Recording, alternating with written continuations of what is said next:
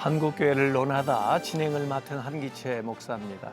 한국교회를 논하다에서는 지난 주간과 이번 주간에 걸쳐서 아주 특별한 시간을 마련했습니다. 올해 교단 정기총회에서 선출된 신임 교단장님들을 모시고 지난주에 이어서 오늘도 한국교회의 다양한 역할과 또 앞으로 나아갈 방향들에 대한 이야기들을 듣도록 하겠습니다.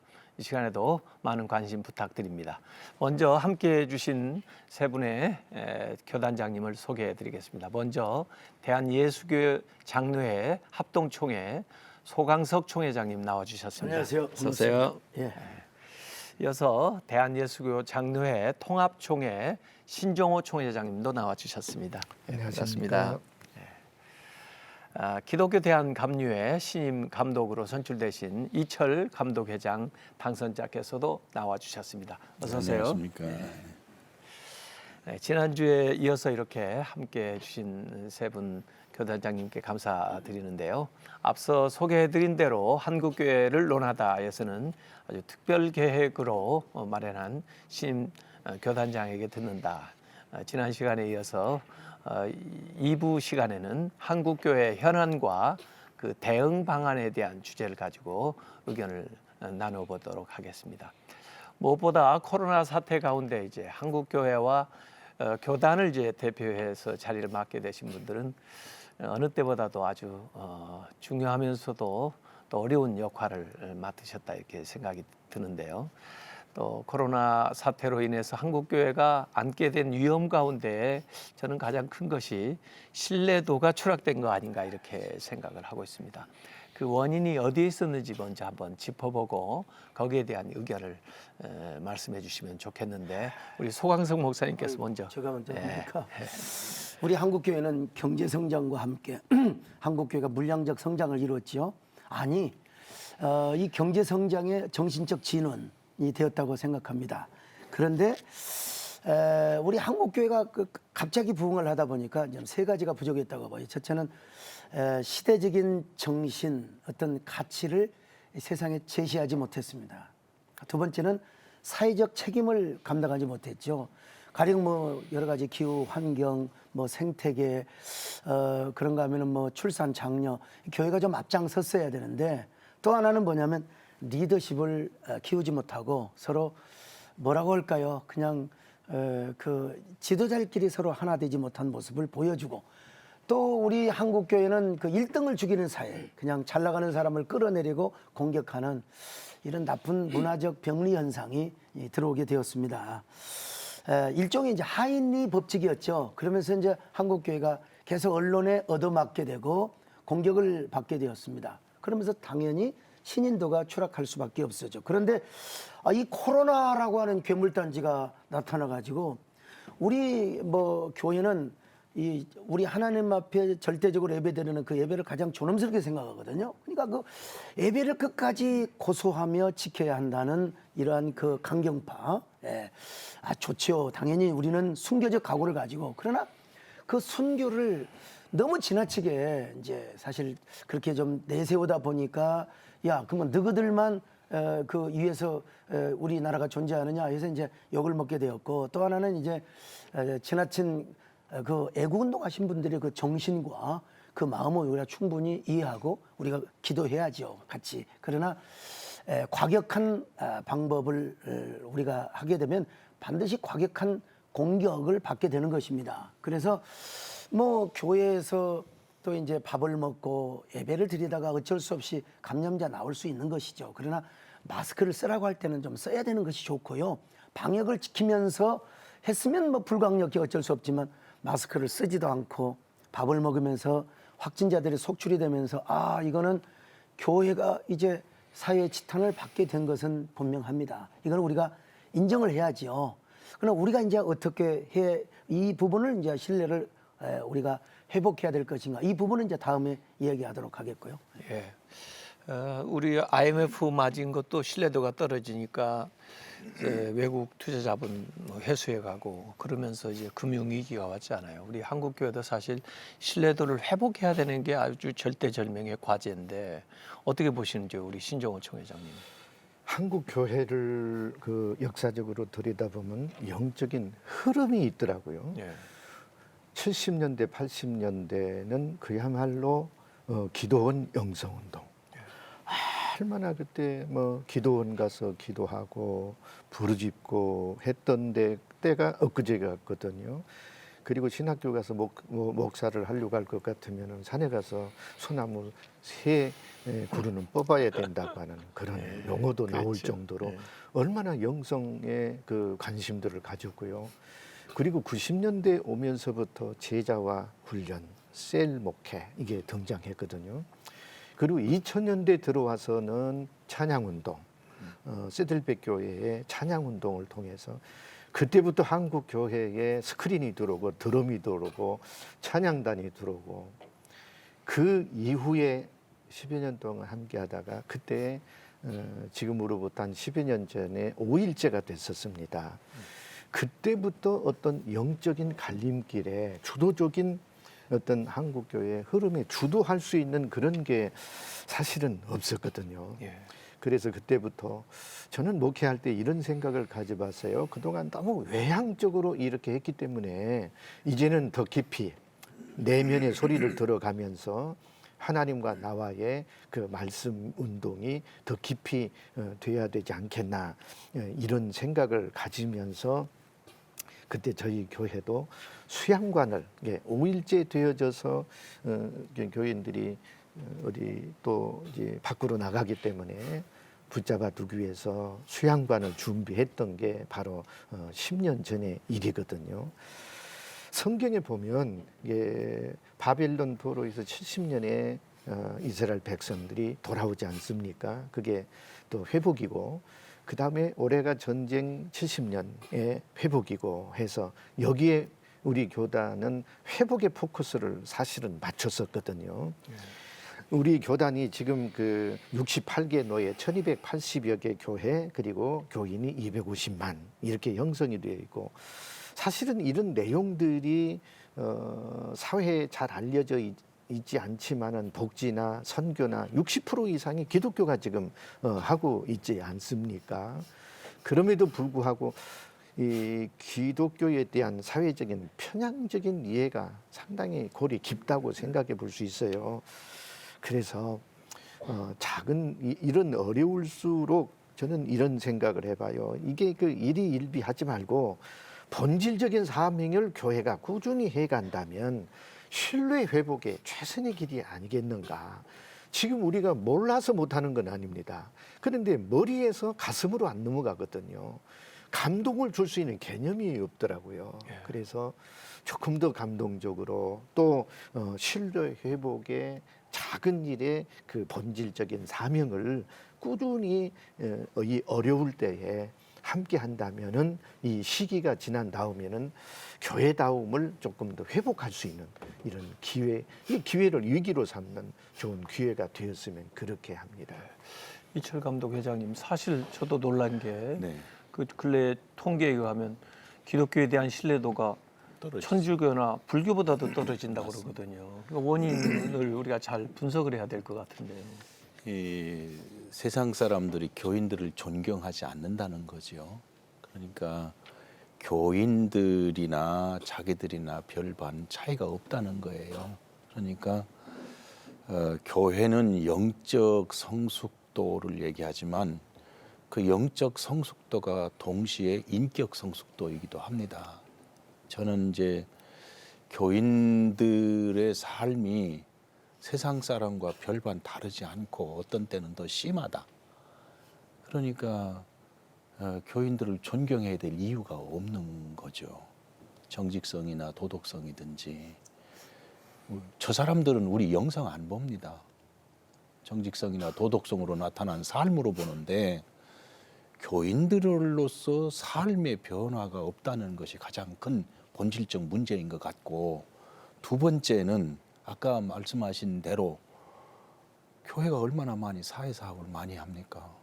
그런데도 세상 사람들은 교회가 그렇게 하는 것에 대한 사업에 대해서 피부로 못 느끼고 있다는 거예요. 저는 그 원인을 우리 중심으로 생각하는 거 아니냐. 저 사람들이 필요한 것을 주질 못하고 우리 중심으로 자선 사업을 하는 걸로 생각하는 거 아니냐 이런 생각을 좀 해봅니다. 그러니까 신앙의 성숙도 그리고 이웃을 그들에게 맞춰주는 사랑이 좀 우리가 좀 미숙하지 않았나. 그리고 너무 우리 숫자만 생각하고 외부만 생각하는 쪽으로 가니까 제가 어느 날 지나가는데 두 분이 대화를 하더라고요. 예? 대화를 하는데 교회를 보고 저 교회는 자기들만 모여. 그러니까 이기적인 집단이다 하는 말을 그렇게 하는 걸 제가 들었어요.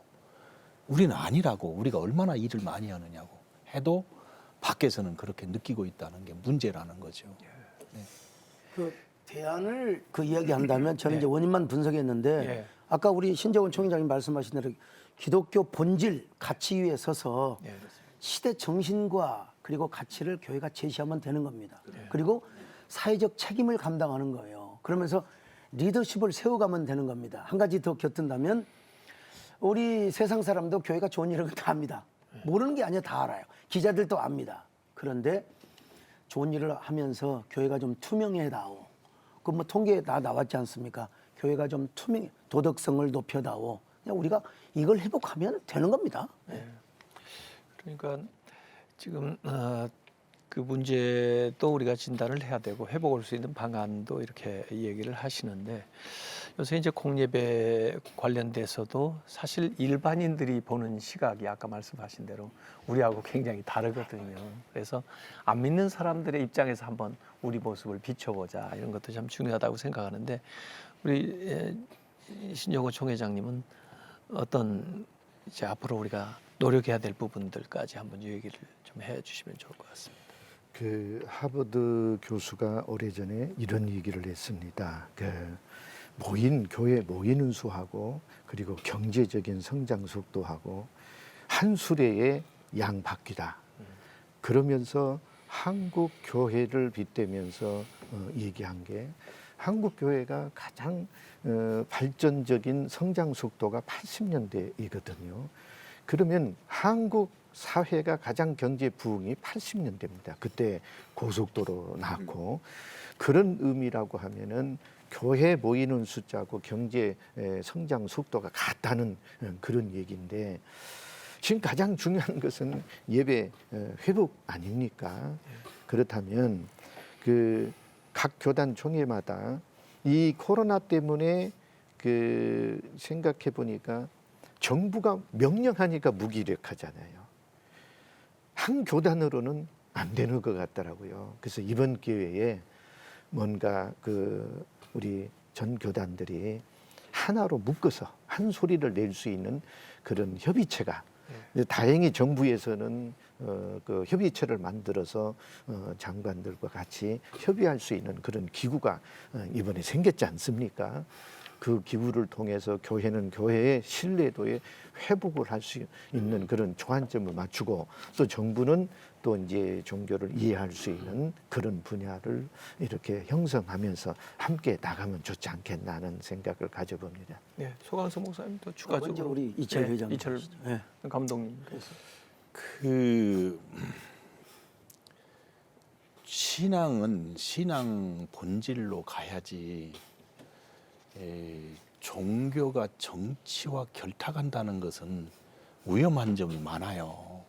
그러니까 이 종교가 신앙이 줄 수 있는 본질을 사람에게 주는 통로가 되고 이 교회가 중심을 잡아야죠.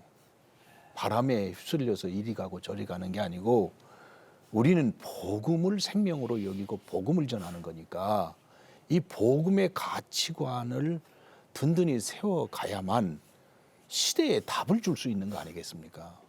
그런데 교회가 정치 우선주의로 가든지 이념 우선주의로 가든지 그러면 안 된다고 보고 우리는 복음 우선으로 복음 본질로 가야만 된다고 봅니다.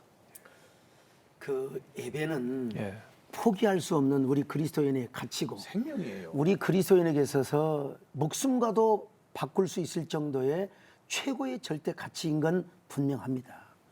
그러나 우리가 이런 그 전염병을 그 앞에 두고 전염병의 상황에 있어서는 중세적 사고를 가지고 무조건 예배당으로 모여라, 이것도 문제가 있다고 저는 봅니다. 그래서 우리 뭐 같이 쓰지요. 동합측이나 그 웨스트민스터 신앙 고백서를 보면은 21장 6절에 보면은 이 전시나 그다음에 전염병 때는 가정에서 모여서 기도하라는 그런 그 고백서가 있습니다. 예배 모범이 있고요. 그렇기 때문에 우리는 중세적 사고에 젖어서 우리가 꼰대적 예배를 드리려고만 하지 말고 예배의 본질, 예배의 가치를 더 갈망하게 하고, 예배란 무엇인가? 우리에게 숭고한 예배인데 이 예배를 우리가 포기할 수 없다는 것은 분명하고 그걸 가르쳐 주되, 다만 중요한 건 뭐냐면 우리는 우리의 예배의 본질, 교회의 원형을 우리가 반드시 지켜야,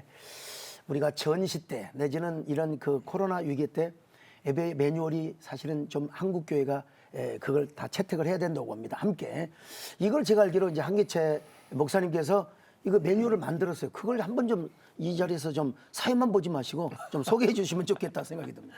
그래서 초기부터 이게 언제까지 계속될지도 모르고 또 사실은 언제라도 우리 예방을 해야 되기 때문에 안전한 예배 환경 만들기 매뉴얼을 한 27쪽짜리를 만들었습니다. 그래서 우리가 방역의 주체가 되고 우리도 단계별로 이렇게 대처해 나가자. 그래서 이제 저희 같으면 지방회에서 개교회에 실사를 해가지고 그 환경이 마련될 수 있도록 지원을 해주고 그 체크를 해가지고 거기에 합당하면 교단장 이름으로 방역 인증서를 이제 발부를 합니다.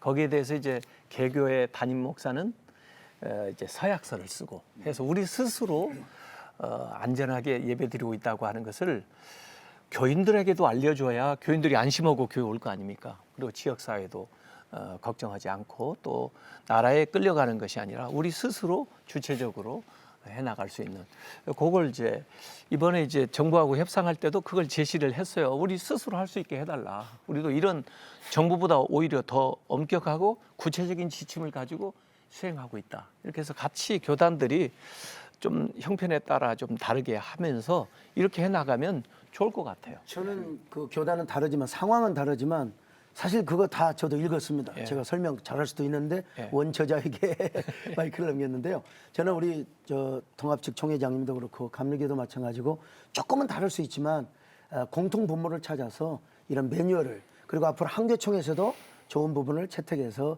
했으면 좋겠다.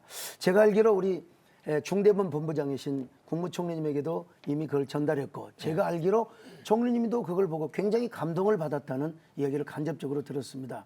이런 걸 우리 한국교회가 같이 채택해서 같이 가야 할 것이라고 생각합니다. 그 사실은 이번에 그 서로 정부와 교회 간에 공문이 오고 갈 때 그 이해가 미숙했다는 게 뭐냐면, 이 정부는 예배를 모임으로 이해하는 거예요. 모임을 이해하기 때문에 다른 모든 모임과 똑같이 생각을 하니까, 그러나 교회는 이 예배를 생명으로 생각하고 있는 이 양자 간의 그 소통이 부족했다고요. 제가 공문을 읽어볼 때마다 공문은 생명이 없어. 공문엔 이상 끝 하고 딱 끝나고 맞는 거예요. 그러나 정부가 발표를 할 때, 대변인이라도 발표를 할 때 교회가 생각하는 예배라는 건 너무 중요하다는 걸 우리가 안다. 그러나 예배는 본질이고 예배를 형식을 어떻게 드려야 될 거냐는 건 이건 방법인데, 우리가 충분히 이해하고 있으나 이 상황에서 교회가 협조를 좀 해주길 바란다는 이 소통만 있었으면 이렇게 서운하지는 않은 거예요. 그리고 언론이든지 모든 거든지 모두가 다 교회만 타겟이 된다고 생각하는 쪽으로 몰고 가니까 피해의식이 교회에 너무 생기고, 그렇다고 교회 자체는 서로 소통이 안 돼서 협력이 안 되니까 어느 쪽은 이쪽으로 가고 어느 쪽은 이쪽으로 가는 이 분열된 사태가 나오니까 소위 말하는 총체적인 난관이라고요. 이걸 쳐다보면 복장이 터지는 거야. 앞으로 우리가 잘해야죠. 네. 속이 터지는 거예요. 우리 통합적- 그러니까 네. 그거를 보고 예배가 자꾸 중단된다고 생각하는 건데 예배의 새로운 방향을 찾자 이렇게 나가야 될 건데 그게 소통이 안 되기 때문에 이번에 이게 양자가 쌓인 겁니다. 이 쌓인 문제는 풀어야 해결이 되지 그냥 놔두고 덮고 가자는 안 되는 거예요. 그런 의미에서 이번에 교단장님들이 해야 될 방향이든지 태도가 중요합니다. 이 멍든 마음도 풀고 어려운 사람도 위로하고 교회 가치도 살리고 이거 이번에 하셔야 됩니다. 회장님 말씀하신 것처럼 우리끼리 예배만 숭고하다고 주장을 하면 안 되고 숭고하다는 것을 이해시키고 설득하는 작업이 필요하며 우리가 이런 자율 방역을 할 테니까 정부에서는 타치하지 마라. 우리가 함께 그 뭐라고 합니까? 이 저 국가와 이 종교 간의 관계를 잘 설정하면서 자율 방역을 하도록 선제적 대응을 했어야 되는데 이걸 못해서 우리만 피받지 않습니까? 우리만 욕먹고 그런데 이번에 그래도 우리 한기천 목사님 또 이게 김태형 목사님 대통령께 말씀을 드려서 이런 그 협의 체제가 이루어졌지 않습니까? 그 한교총에서 직원들이 가서 다 이런 걸 설명을 했습니다. 설명을 하니까 그제서야 아 이게 교회에 대해서 전무한 사람들이 아 그렇구나 해서 이제는 제가 볼 때는 이렇게 어려움을 당하지는 않으리라고 저는 확신합니다. 그러니까 이렇게 그래서 설득과 이해와 소통이 중요하다. 예, 이렇게 소중하게 얻어낸 이 기회를 예. 우리 한국교회가 잘 지켜나가야 됩니다. 지켜나가야 지금부터는 정말 예배가 중단되는 일이 없도록 그렇죠. 우리가 잘 지켜나가야 지금 예배가 노력을 해야 소중한 됩니다. 만큼 예. 소중한 만큼 중대본에서 그 제시하는 여러 가지 방역 지침 이것도 우리가 지키면서 가야 된다. 그래야 우리는 다시는 이런 불이익을 당하지 않는다. 예. 그리고 우리가 이 차제에 정신적 방역과 영적 방역도 중요하다는 사실을 예. 이 사회가 삭막하고 물리적 방역으로만 되겠습니까? 정신적, 종교적, 영적 방역이 교회를 통해서 이루어져야 된다. 이걸 줄기차게 얘기하죠. 더불어서 지금 같이 우리가 나눈 이야기인데 참 교계 연합이 중요하다. 또 장자 교단으로서 우리 장로교의 역할도 어느 때보다도 참 중요하다 이런 생각을 하는데 소 목사님께서 이 한국교회 연합과 일치를 위해서 우리 신 목사님부터. 아마 코로나가 주는 가장 혜택은 연합 기관입니다. 아마 한교총이 이번에 대표를 해서 정부 기관으로 소통을 많이 해서 앞으로도 이제 한교총이 상당히 우뚝 서서 한교총 중심으로 해서 소통을 해야 되리라고 생각을 하고요. 그동안에 우리 한국 사회는 사실은 연합체가 이렇게 다양하게 있었지만은 그럼에도 불구하고 일은 했죠. 예를 들면 부활절 연합예배든지 성서국이든지 기독교서이든지 찬송가나 성경이든지 물론 다소간 혼선이 있었지만 이제는 시대가 시대이니만큼 교단만 갖고는 한정이 있지 않습니까? 더 전에도 연합이 중요했지만은 앞으로는 더 이런 상황 속에서 더 관심들을 가지면서 아마 우리 소강성 목사님이 이 일에 적극적으로 또 이제 우리에게 맡겨진 회기 동안에는 하실 것이니까 저도 기대를 하면서 적극적으로 도우면서 함께 하면서 하게 되면은 연합운동이 더 잘 되지 않을까 이런 생각을 가져봅니다. 소 목사님 어떤 지향점이나 그렇지 않아도 이런 우리 생각. 신재원 총회장님은 고향의 선배님이고 형님인데 큰형님이라고 모시겠습니다. 저는 지금까지 10년 이상을 줄기차게 연합을 강조해 왔습니다. 자, 1907년을 기념하는 100주년 기념 예배 때 우리는 너무나 자축의 행사를 했습니다. 예, 사실은 우리가 회개운동을 하고 부흥의 강물이 회개운동에 되어서 흘러가야 되는데 그러지를 못했어요. 바로 그 이후에 아프가니스탄 피랍 사태가 터졌어요. 누구 하나도 책임을 지지 않았습니다. 다 유야무야 끝났습니다. 바로 얼마 후에 한기총이 분열되었습니다. 참 가슴 아픈 일이죠.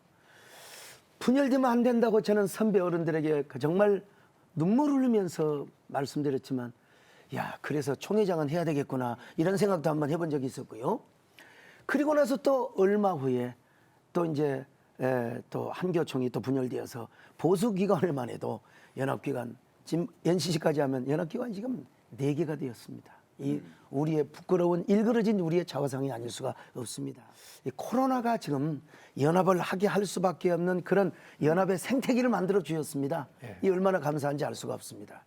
지금 아무리 대형교회 그 광역단체장이 집합금지 명령 내리면 끝나버리는 겁니다. 아무리 큰 교회도 소용없어요. 우리 한기채 목사님 무슨 말씀인지 아실 겁니다. 그래서 우리 한국교회가 하나를 이루어야 됩니다. 그리고 공교회, 이 캐톨릭 처치, 공적 교회를 이루어야 정부와 소통도 할 수 있고 때로는 정부의 큰 소리도 할 수 있고 그리고 반기독교 악법을 막아낼 수도 있는 것이며 그리고 우리 교회를 지켜낼 수 있습니다. 그러면서 다시 부흥운동을 할 때 우리 기독교의 크리스찬 텀 전성기를 다시 한번 맞을 수 있다고 봅니다. 저는 우리 종 회장님들 정말 부탁드립니다. 이 일은 제가 아우지만 집안에서 또 이 작은 아들이 한몫할 때가 있지 않습니까? 이것만큼은 제가 목숨을 걸려고 합니다. 그것이 하나님을 향한 저의 소명에 대한 충성이고 신실함이라고 생각합니다. 이 장로교회가 이제 우리나라에서 참 거대한 교단이지만 그래도 우리 감리교회나 성결교회도 그 서로 연합하는데 역할을 할 수가 있잖아요. 그럼요. 어떻게 감독님은? 저도 이제는 상황이 이 한국 교회라는 생각에서 해야 될 때가 왔기 때문에 이제는 신학적 문제, 작은 문제는 그것 때문에 분열할 게 아니고 연합해서 한국의 문제를 해결해 가야 된다고 저는 보고 있습니다. 우리 성결교는 우리 형제 교단이잖아요. 또 특별히 우리 형제 웨슬레 우리는 저 신앙 통합지구 형제 2대 형제 다 합해서 저는 복음적인 교회를 바라고요. 복음이 모든 인류에게 생명이다 하는 이 가치 이것 때문에 목회자가 된 거고 교회가 존재한다고 보는 겁니다. 그런데 그런 의미에서 모든 작은 문제 다른 거는 좀 두고 연합해서 이 위기를 같이 극복해 나가야 된다고 보고 있습니다. 감독님 사실 아까 코로나가 우리를 이제 뭉치게 만들었다고도 얘기했는데 요사이 보면 사회 악법이 많이 제정되려고 하는 시도들이 많습니다. 네. 차별금지법도 차별금지법, 그렇고요. 동성애 문제. 낙태해도 합법화하려는 그렇죠. 이런 움직임이 있고요. 여러 가지 참 세속적인 것들이 너무 많은데 이때도 우리가 연대해서 잘 그렇습니다. 기독교적인 가치를 내세워야 될 텐데 어떻게 생각하십니까? 이런? 맞습니다. 그 차별 금지가 오히려 역차별로 선교를 막거나 또 복음을 못 전하게 하는 상황도 올 수 있어요. 그런 건 생각을 않고요. 이게 차별금지법에 대해서는 이거는 더 큰 문제가 생기기 때문에 절대 반대입니다. 그리고 낙태도 생명 가치가 얼마나 귀중한데 그거를 버리려고 하니까 저는 이것은 방법론으로 보지를 않고 신앙의 본질로 보는 겁니다. 네. 그렇기 때문에 연대해서 막을 건 막아야죠. 찬성할 게 있고 찬성 안 할 게 있는데. 특별히 이제 감리교회나 장로교회는 참 기독교적인 가치에 의해서 세운 학교들도 참 많지 않습니까? 근데 이제 사학법 개정 같은 거 하면은 우리가 원래 학교를 세웠던 그런 기독교적인 정신이나 이런 취지가 퇴색이 되고 그러는데 하여간 한국교회 대사회적인 역할에 대해서 우리 소 목사님 어떤 생각을 가지고 계신지. 저는 예수 믿고 교회 다닌다고 신학교 간다고 집에서 쫓겨난 사람이에요.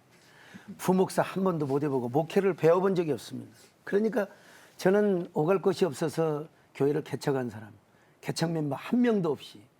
그러니까 저는 오로지 성장주의에 매몰된 사람이고 개교회주의, 부흥, 남의 교인 뺏어와서라도 제가 부흥을 하려고 싶었던 아주 못된 목사였습니다.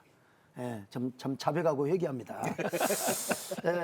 근데 사실 저 나름대로 성장 신화를 이뤘죠. 근데 유럽도 그렇고 미국도 그렇고 이 반기독교 악법이 처음에는 뭐 기독교만 죽이는 줄 알았는데 사회적 문화적 병리 현상을 일으키고 있다는 거예요. 저는 뭐 유럽이나 미국은 많이 갔지만 북유럽은 과연 기독교 인구가 90% 이상인 북유럽은 왜 이렇게 평등법, 포괄적 사회금지법, 포괄적 차별금지법이 통과가 되었는가를 공부하기 위해서 여행을 간 게 아니라 스터디를 하기 위해서 제가 북유럽을 갔습니다. 그리고 전문가들을 만나서 보니까 야, 참 보니까 그 목사님들이 대부분 우리로 말하면 총회장, 루터교 지도자들이죠. 이러한 그 생태계, 이런 그 교회의 그 반기독교 악법의 위험성을 모르는 겁니다. 몰랐어요. 그리고 거기는 이제 그 기독교가 국교니까 이제 많이 후회할 거예요. 그 지금 많이 후회하고 있어요. 그러니까 보너스를 많이 주고 또 총회장, 우리 같은 총회장들에게 그 국가에서 좋은 집을 주고 좋은 차를 사주니까 입에 책을 물린 거예요. 그래서 국회에서 통과하는데 그냥 입 다물고 가만히 있었어요. 그런데 지금은 통탄합니다. 땅을 칩니다. 땅을 치고 후회합니다. 그리고 북유럽과 서유럽 이곳에서 보면은 그 차별금지법, 평등법이죠. 이게 아주 해악이 있다는 사실을 알고 이제 다시 지금 수정 보완 작업을 하고 있습니다. 이걸 우리 정부도 알고 있고 국가인권위도 알고 있습니다. 이걸 알고 있으니만큼 이번에 그 추진하고 있는 포괄적 차별금지법은 될 수도 없고 되어서도 안 되고요. 가장 중요한 거 뭐 복음을 전하지 못하고 이거는 우리끼리의 얘기고 우리 국민들이 알아야 될 게 있어요. 딱 하나. 아니 어릴 때부터 부모가 자녀에게 성교육을 할 수 있는 겁니다. 하나님은 남녀를 창조하시고 동성애는 죄악이고 성경적이 아니라고 가르칠 수 있는 겁니다. 사춘기 때 호기심에서 성전환을 할 수 있는 욕망이 생기고 이해합니다. 그러나 부모가 그것을 하지 말라고 타이르고 권고할 수 있어요. 그것을 어린 시절에 혐오감으로 느끼는 아이가 경찰에 고소를 하면 어머니 아버지가 가서 조사를 받는 이 국민들이 이러한 걸 아셔야 됩니다. 이거는 뭐 기독교를 보호하고 뭐 동성애 소수자를 보호하는 걸 넘어서 부모의 권리를 박탈시키는 이 악법은 반드시 제정되어서는 안 되죠.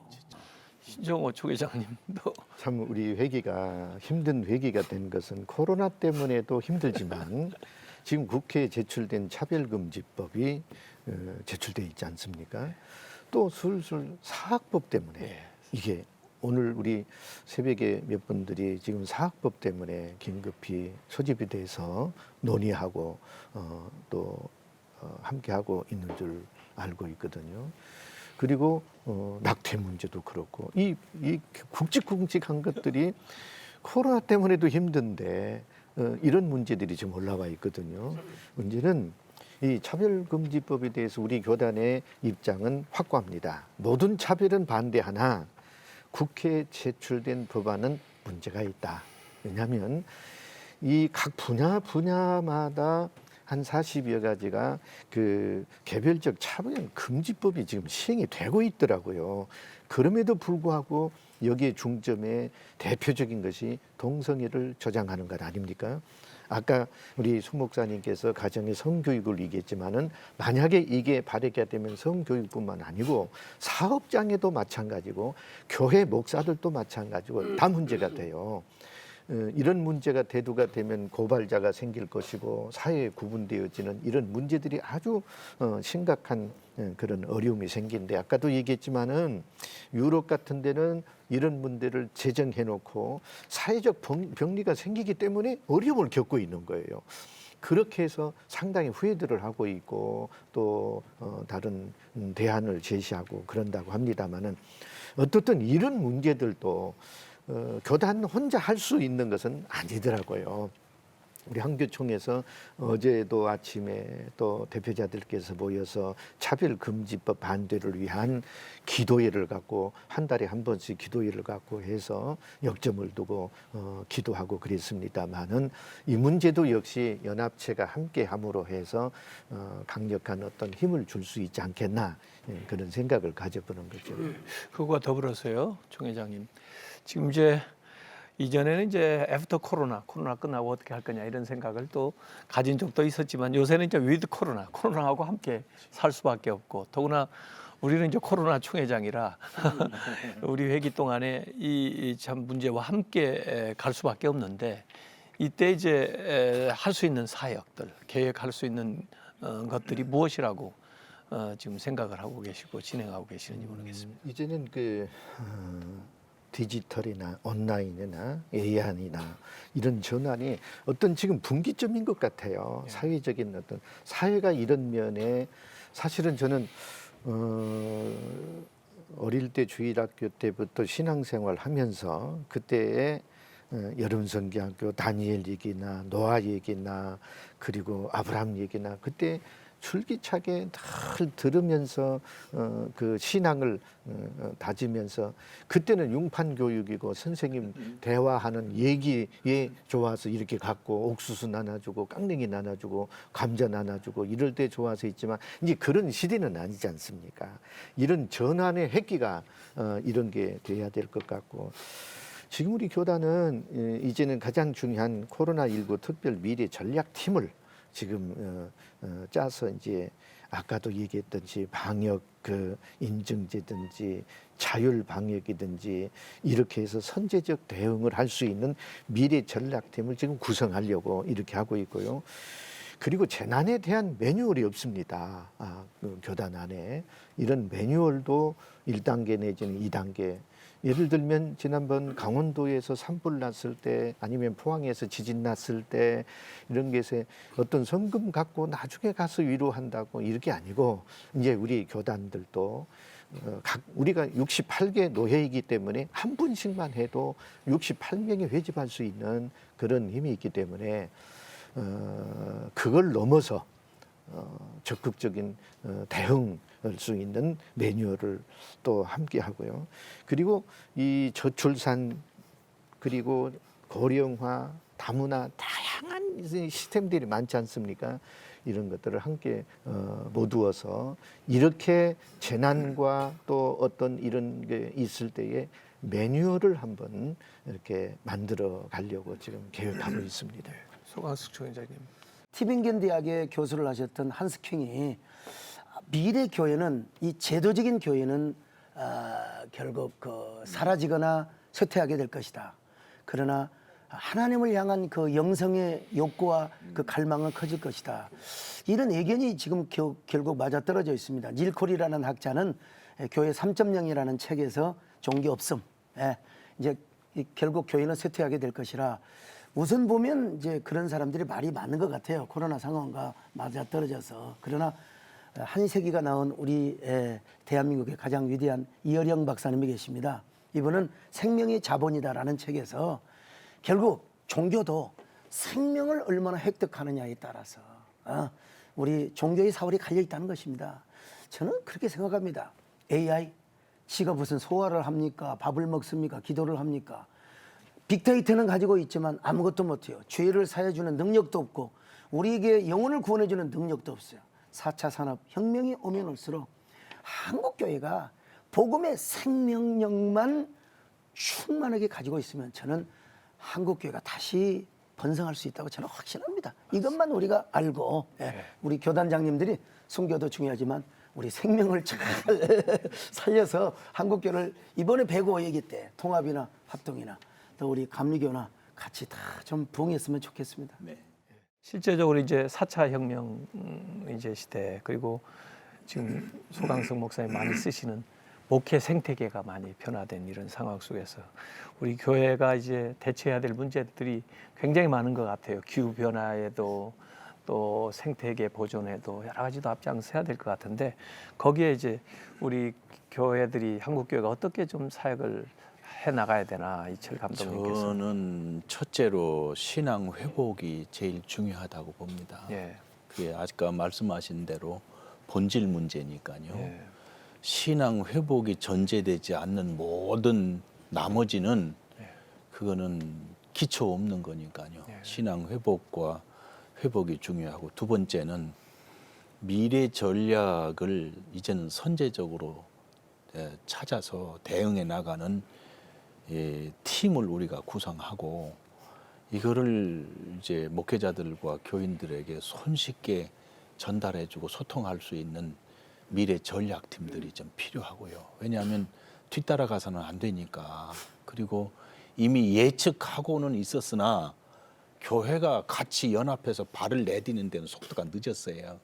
그래서 미래 전략팀을 만들고 세 번째는 사람들, 사회를 어떻게 하면 잘 끌어안을 수 있을까 이것을 깊이 생각하는 해야 될 때가 왔다고 저는 생각합니다. 교단장님 모시니까 하고 싶은 얘기가 너무 많았어요.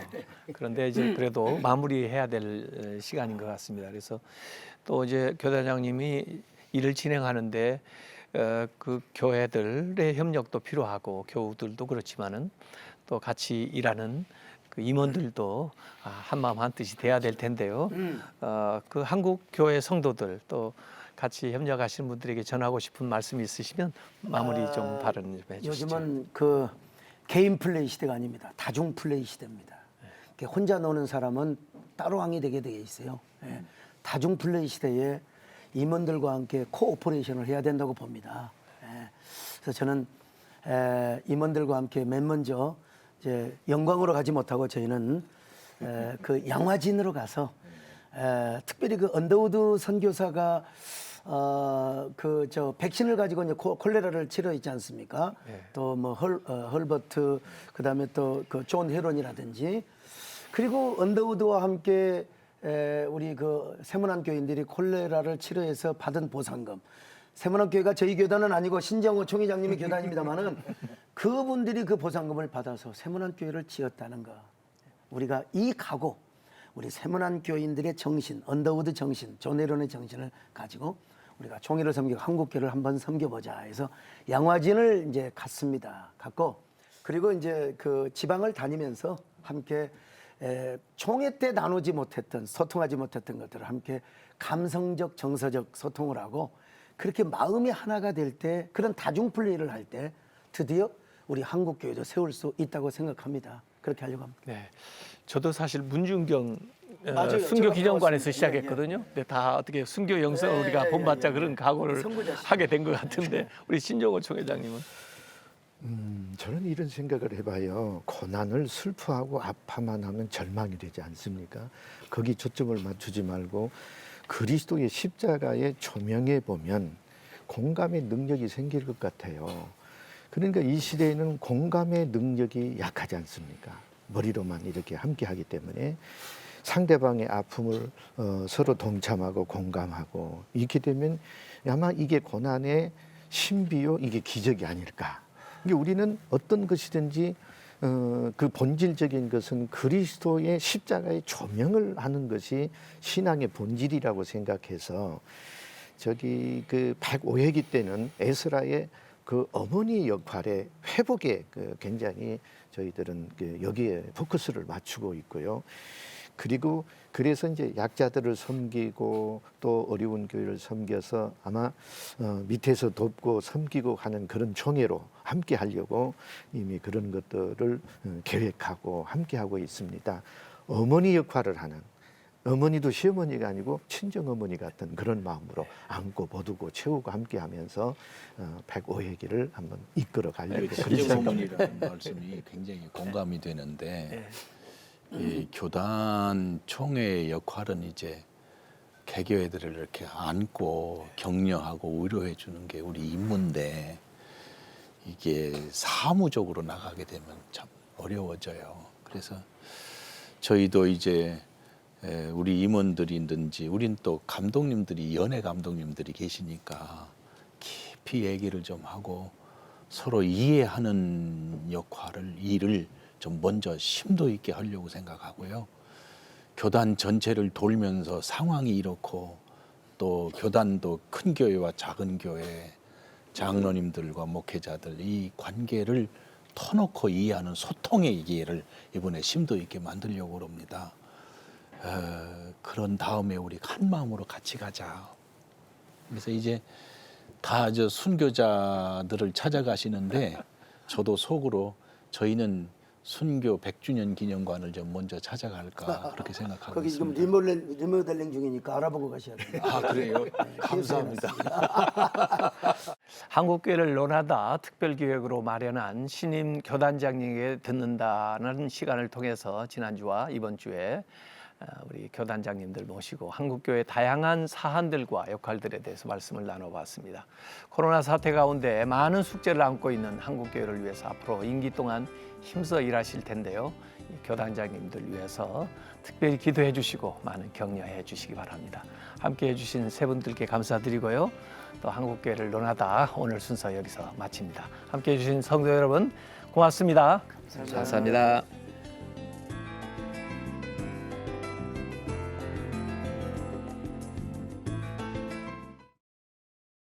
이 프로그램은 CTS 방송가족의 사랑과 후원으로 제작되었습니다.